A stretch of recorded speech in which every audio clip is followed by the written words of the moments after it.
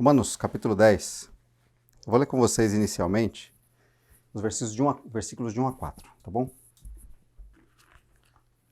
Romanos 10, versos de 1 a 4. Foi o texto que nós conversamos semana passada. Diz assim: Irmãos, o desejo do meu coração e a minha oração a Deus é que o povo de Israel seja salvo. Eu sei da dedicação deles por Deus, mas é entusiasmo sem entendimento. Pois não entendendo a maneira como Deus declara as pessoas justas diante dele, apegam-se ao seu próprio modo de tornar-se justos, tentando seguir a lei, e recusam a maneira de Deus, pois Cristo é o propósito para o qual a lei foi dada. Como resultado, todo aquele que nele crê é declarado justo. Obrigado, Senhor, mais uma vez. Obrigado por esses textos, pelo texto que nós temos pela frente, porque podemos conversar sobre eles, ó Deus. Muito obrigado pelo privilégio de lermos juntos a Tua Palavra, sermos desafiados juntos, ó Deus, e isso nos fazer repensar detalhes da nossa vida, nos fazer repensar a nossa vida, nos fazer repensar nossas atitudes, aquilo que estamos vivendo ou não. Nos ajuda, Senhor Deus, para que a Tua Palavra nos confronte com as nossas decisões do dia a dia. Eu peço a Tua direção através desse texto. Nos conduz, ó Deus. Essa é a minha oração e meu clamor em nome de Jesus. Amém. Amém? Muito bem, irmãos. Nós vamos hoje continuar o capítulo 10 de Romanos, né? Semana passada nós falamos sobre esses primeiros 4 versículos. E hoje nós vamos de 5 em diante, 5 até o 21. Como eu venho falando para os irmãos, né?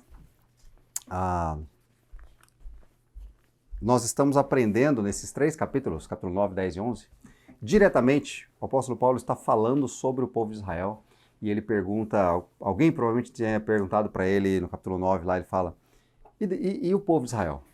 Né? Porque lembra, no capítulo 8, nós vimos que nada pode nos separar do amor de Deus, né? E aí, nós vimos no capítulo 9, então Paulo pergunta, mas e o que aconteceu com o povo de Israel, então? Será que Deus falhou? Essa poderia ter sido uma pergunta, e ele fala sobre o passado do povo de Israel, né, olhando para as bênçãos daquilo que foi a história do povo de Israel no passado. E aí, ao mesmo tempo, agora no capítulo 10, olhando para o presente.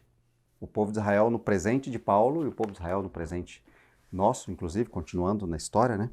A nação, né? Israel como povo, tá bom? Como uma nação, como um país.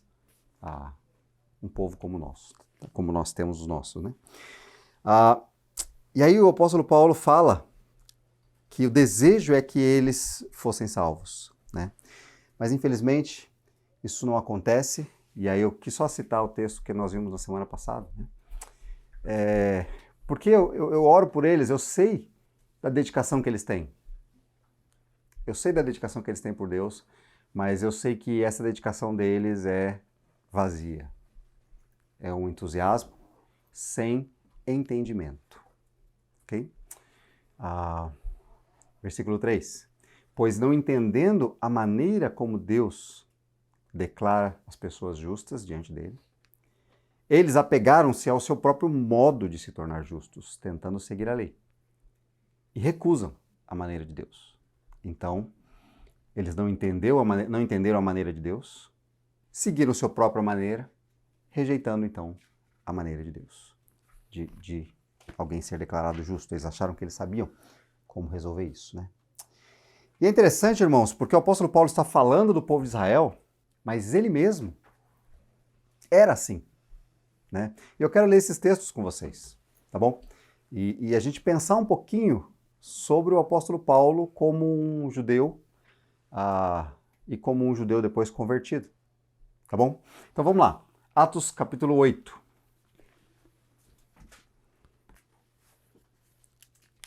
Atos 8, versículo 3.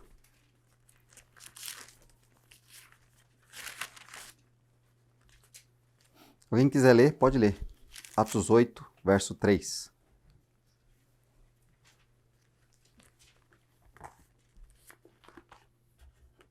Saulo Paulo, porém, procurava destruir a igreja. A de casa em casa arrastava para fora homens e mulheres e os lançavam na prisão. Isso. Zelo, dedicação, tá? Essa é a dedicação de Paulo. Zelo, dedicação, que ele falou lá, capítulo 10. Capítulo 9, versos 1 e 2.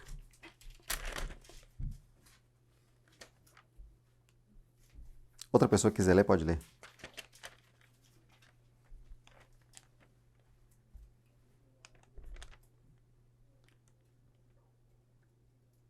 9, 1 e 2. Digo a verdade em Cristo, não minto. A minha consciência o confirma no Espírito Santo. Em grande tristeza e constante angústia. Capítulo Atos. Estou em Romanos. Exato. Atos 9. Isso não estava fazendo sentido.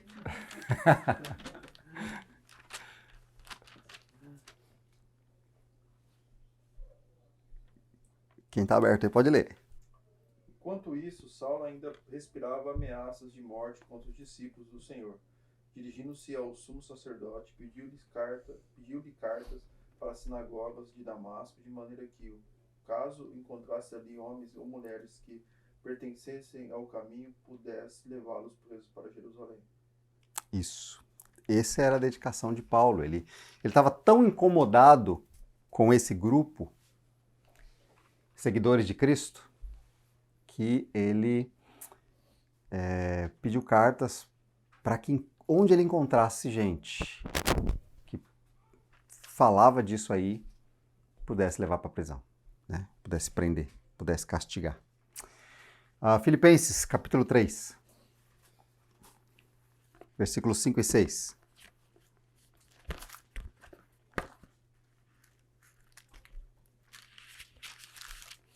Filipenses 3, versículos 5 e 6.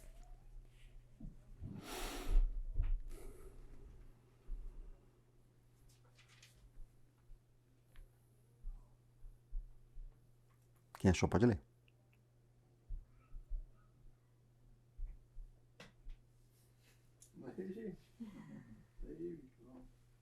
Fui circuncidado com 8 dias de vida, sou israelita de nascimento da tribo de Benjamim, um verdadeiro hebreu. Era membro dos fariseus, extremamente obediente à lei judaica. Era tão zeloso que perseguia a igreja, e quanto à justiça, cumpria a lei com todo rigor. Isso, era zeloso. Tão zeloso que perseguia a igreja, né? Gálatas, capítulo 1, versículo 13 e 14.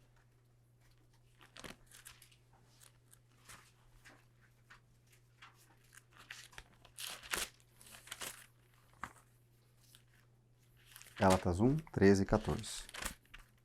Quem achou pode ler. Você sabe como eu era quando seguia a religião judaica, como perseguia com violência a igreja de Deus. Não media esforço para destruí-la. Superava a muitos dos judeus da minha geração, sendo extremamente zelosos pela tradição de meu antepassado. Isso. Vocês sabem, né? Como eu era zeloso quando eu seguia. Como eu era dedicado até perseguir, né? Não media esforços para destruir esse grupo aí que seguia Jesus, né?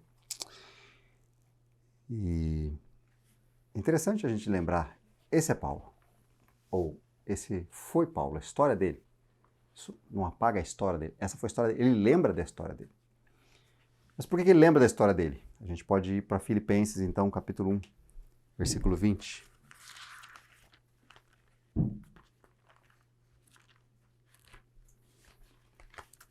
Filipenses 1, 20 e 21.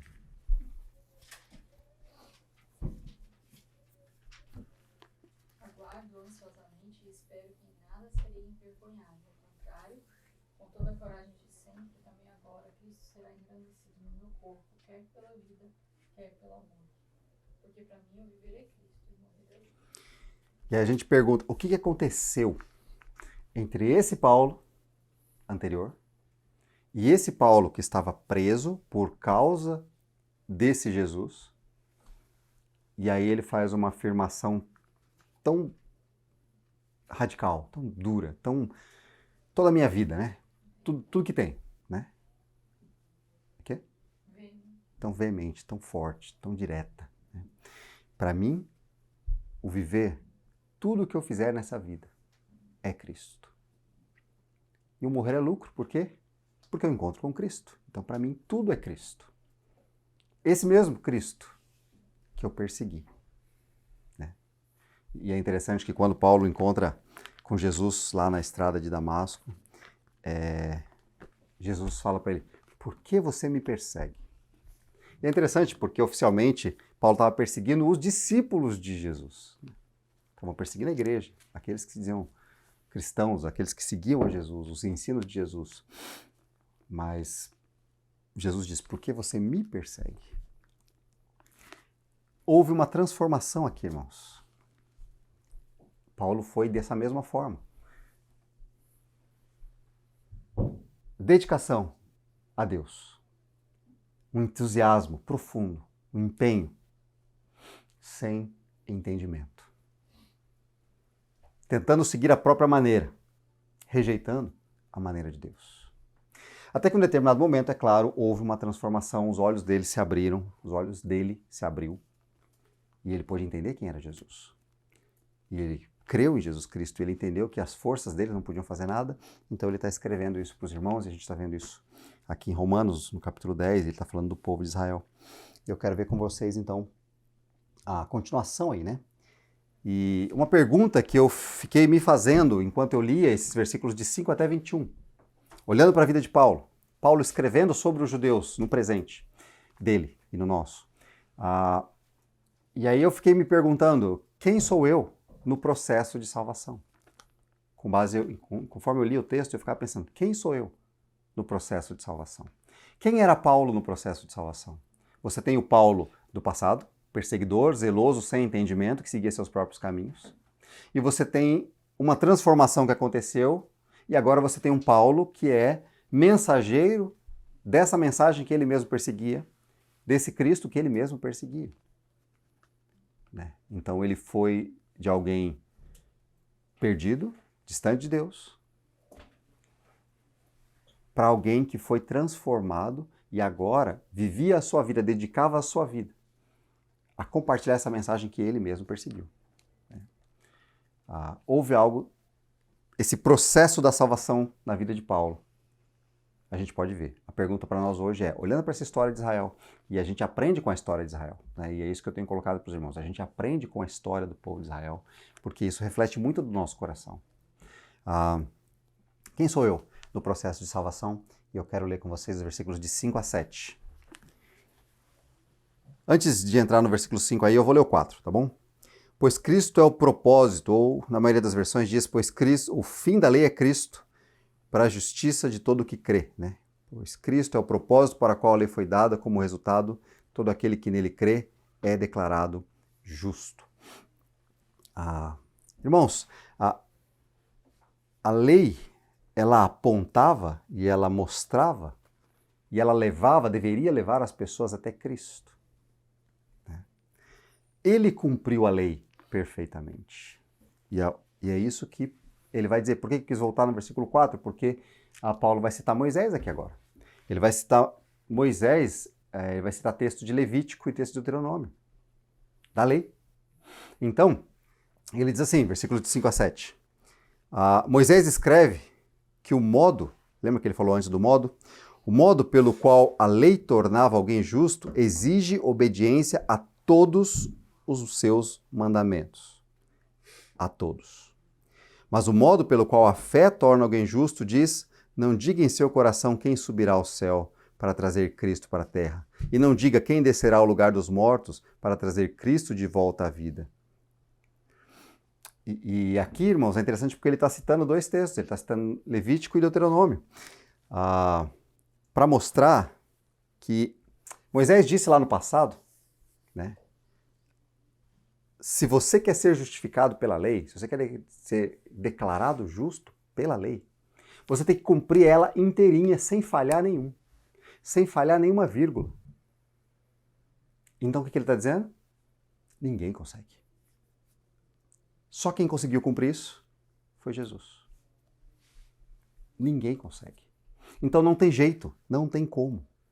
Esse é um caminho que deveria apontar para Cristo. É isso que ele está dizendo. Ninguém consegue, então isso deveria chegar em Cristo. Então, ele está dizendo aqui, é interessante a gente perceber, não diga, né, como ele está citando aqui, quem subirá ao céu?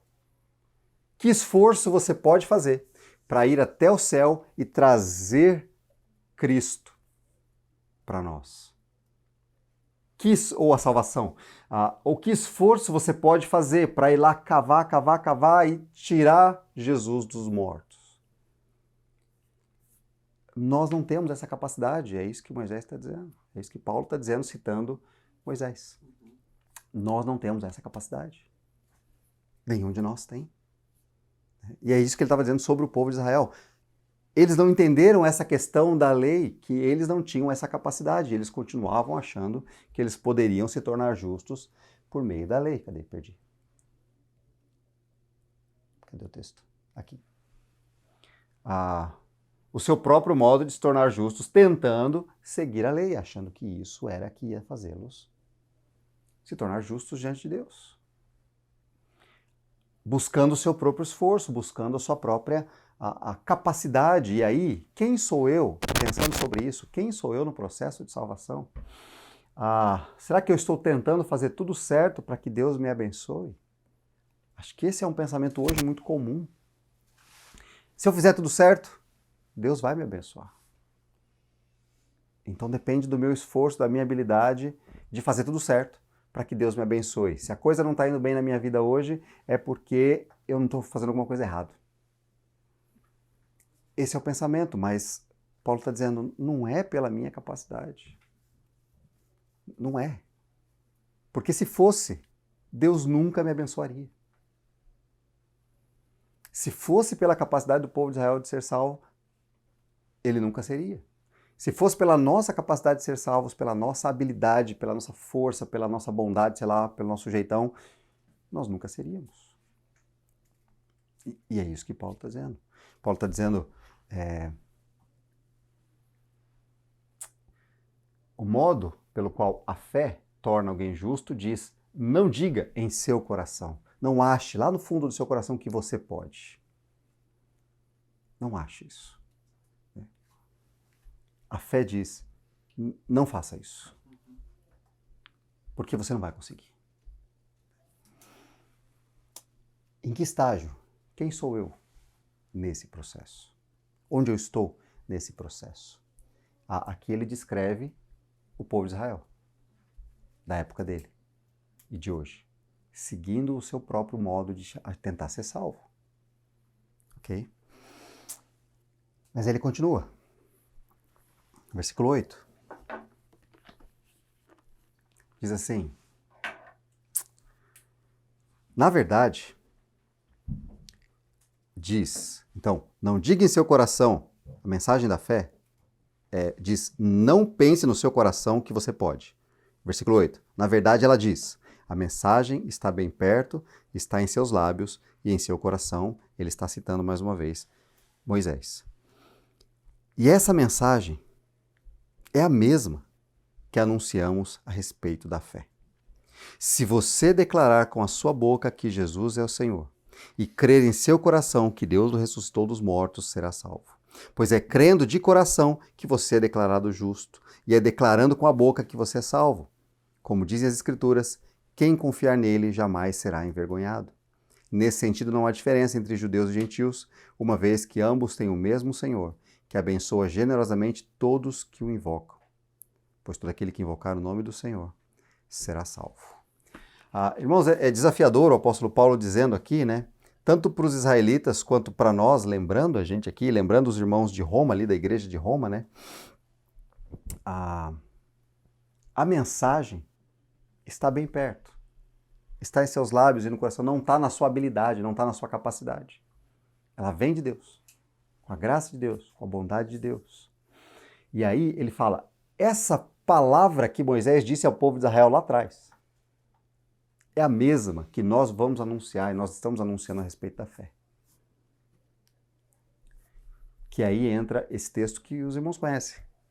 Provavelmente vocês já ouviram em alguma mensagem, alguém já pregou isso, principalmente falando para a gente ir evangelizar.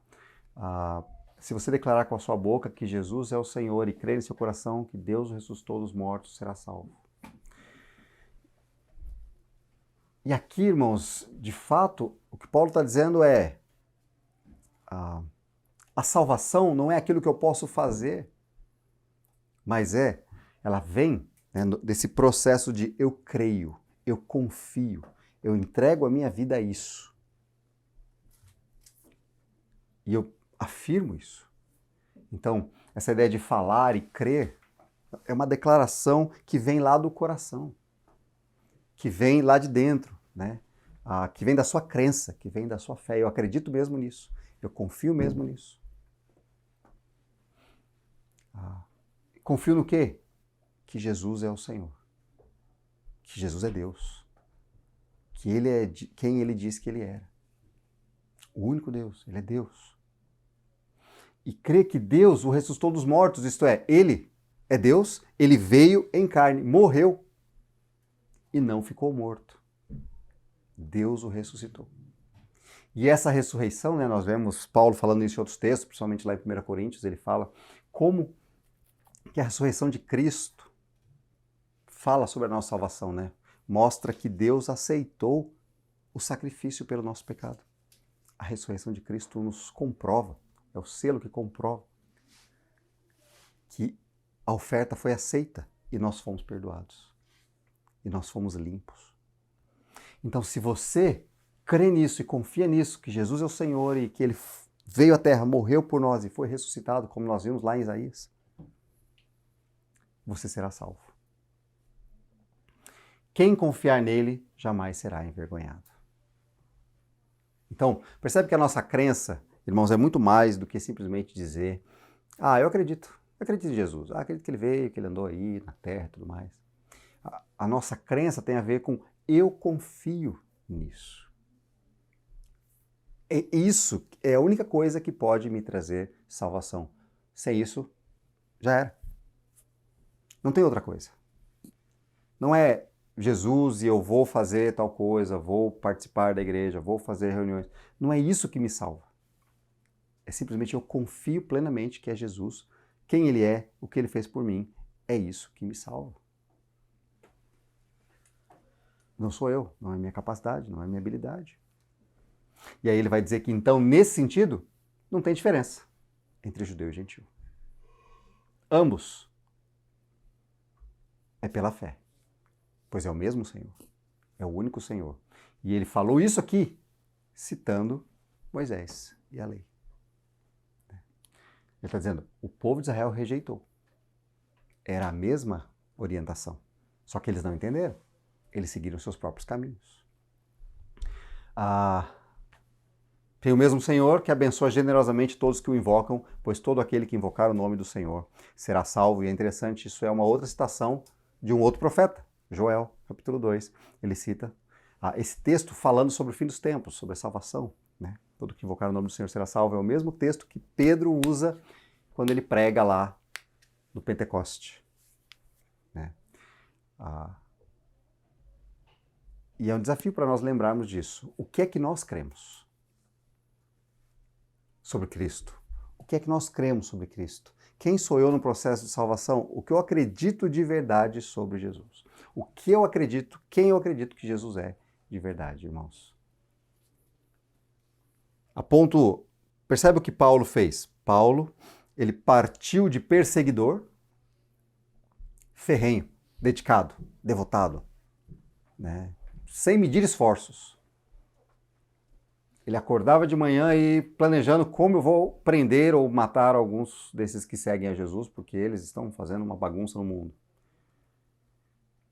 Há alguém que fala, não, eu vou servir a Cristo com toda a minha vida, se eu morrer, eu vou encontrar com Cristo, Cristo é tudo para mim. O que eu acredito de fato, de verdade, quem é Jesus? Jesus é só a minha religião, eu sou cristão, então Jesus é o Filho de Deus.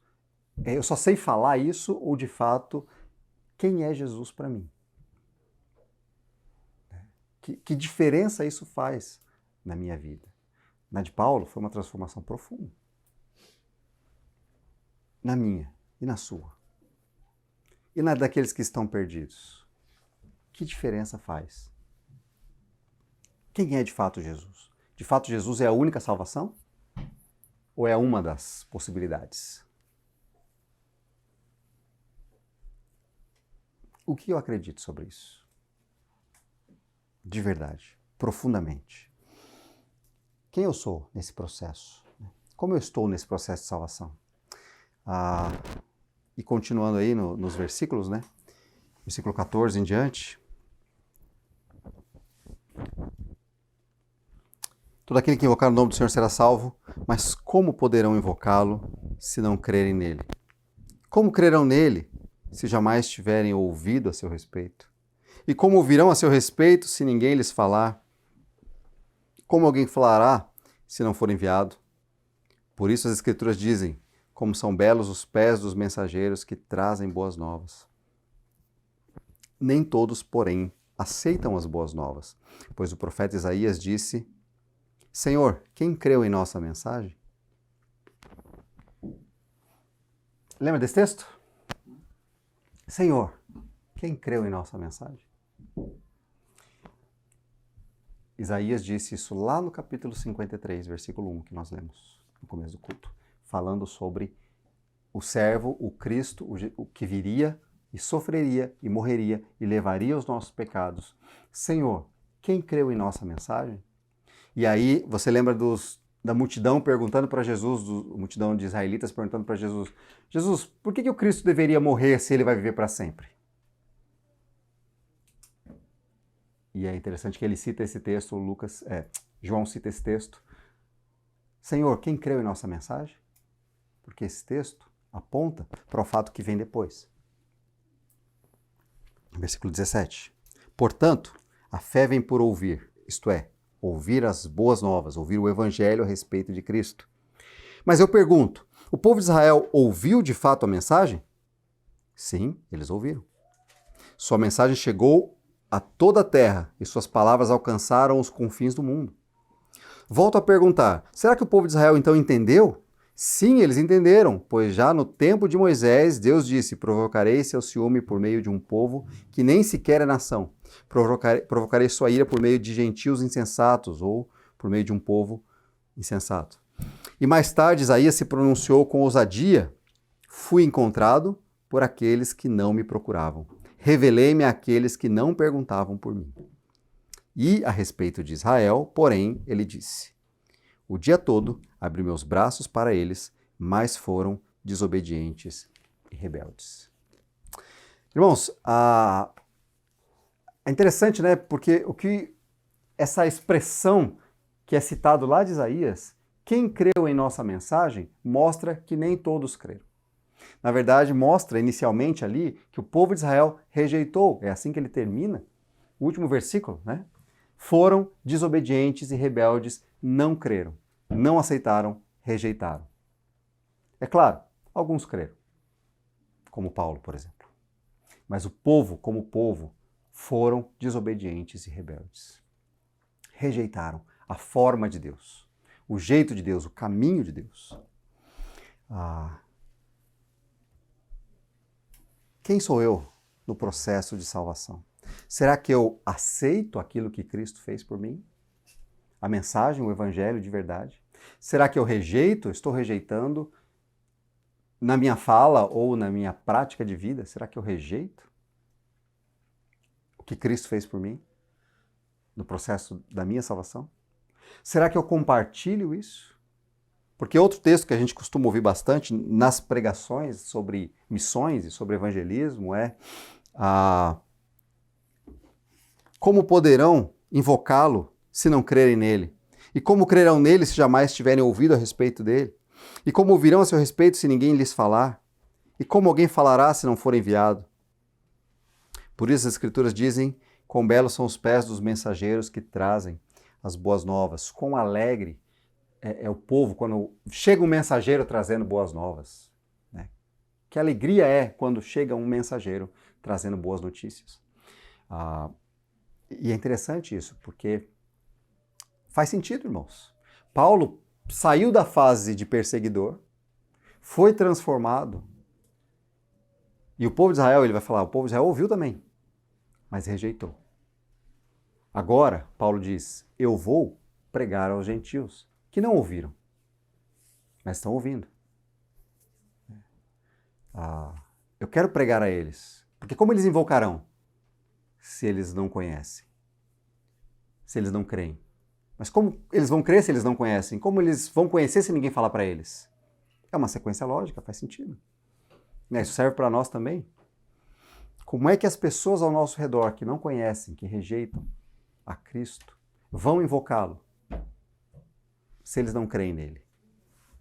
Eles não invocam, irmãos, eles não buscam a Deus, eles não adoram a Deus. E como é que eles vão crer se eles não ouvirem, se eles não conhecerem? E como é que eles vão conhecer se ninguém contar para eles?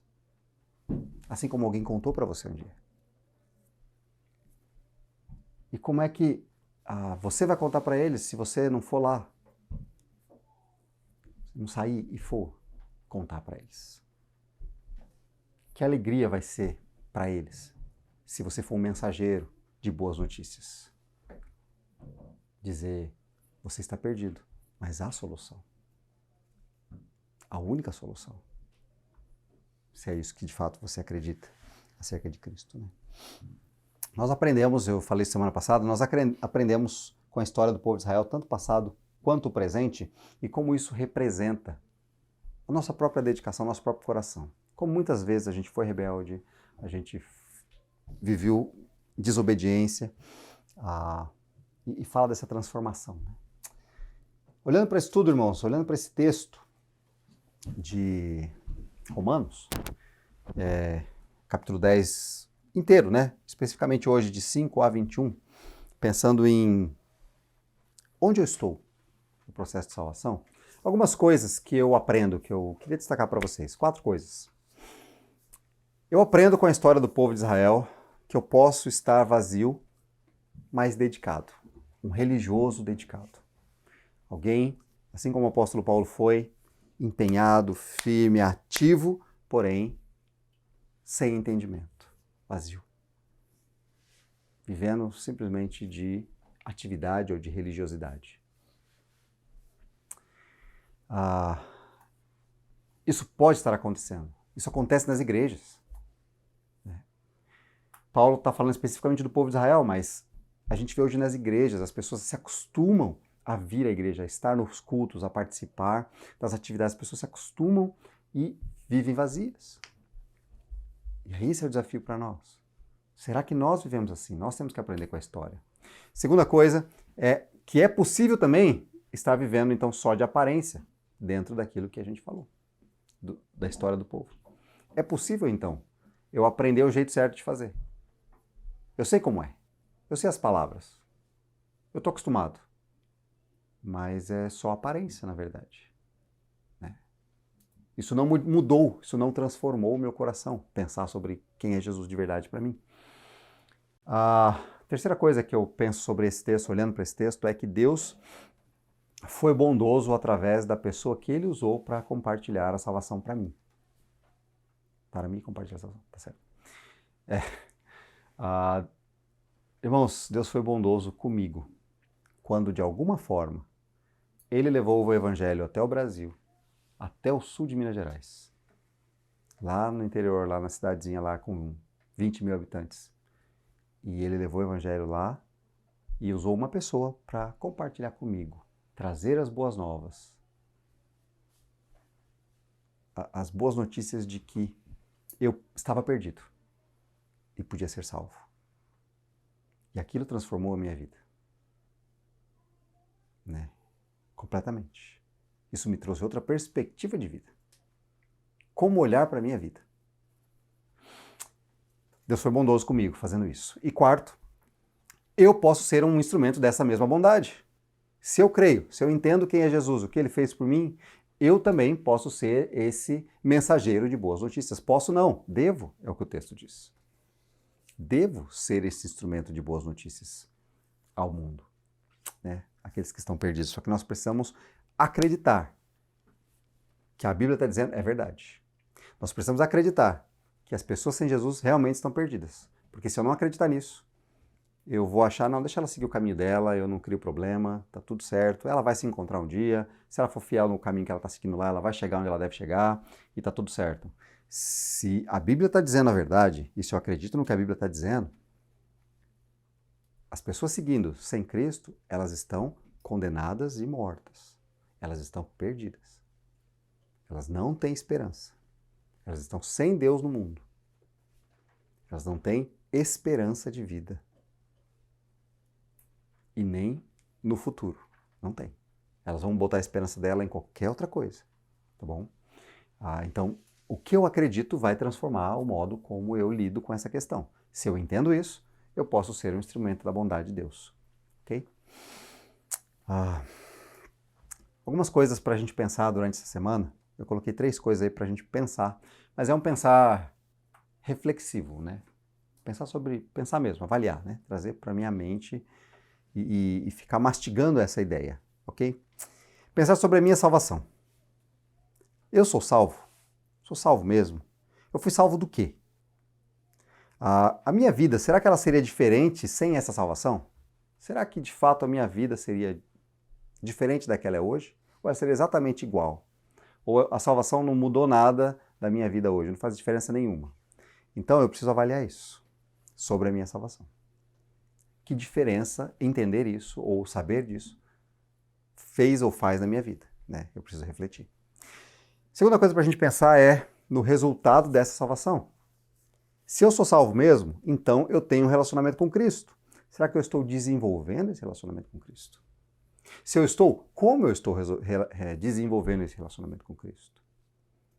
Se eu fui salvo, Ele me deu o privilégio agora de ser amigo, de estar perto. Ele me trouxe para perto, eu estava longe. A palavra de Deus diz que o pecado fazia uma barreira entre nós e Deus. Mas Ele me tornou agora amigo, chegado, trouxe para perto.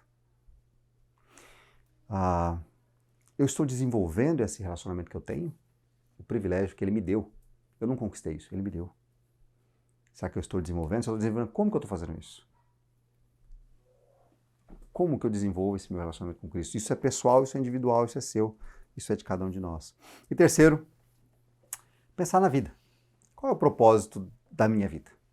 Qual é o fim? Esse é o fim? Viver só por viver? Ou existe alguma coisa a mais? Viver para conquistar coisas aqui? Ou tem coisas a mais do que isso? O que é a minha vida aqui nessa terra? Por que eu estou nessa terra? Qual é o propósito desta minha vida? Qual é o meu propósito diante disso que nós estamos vendo aqui?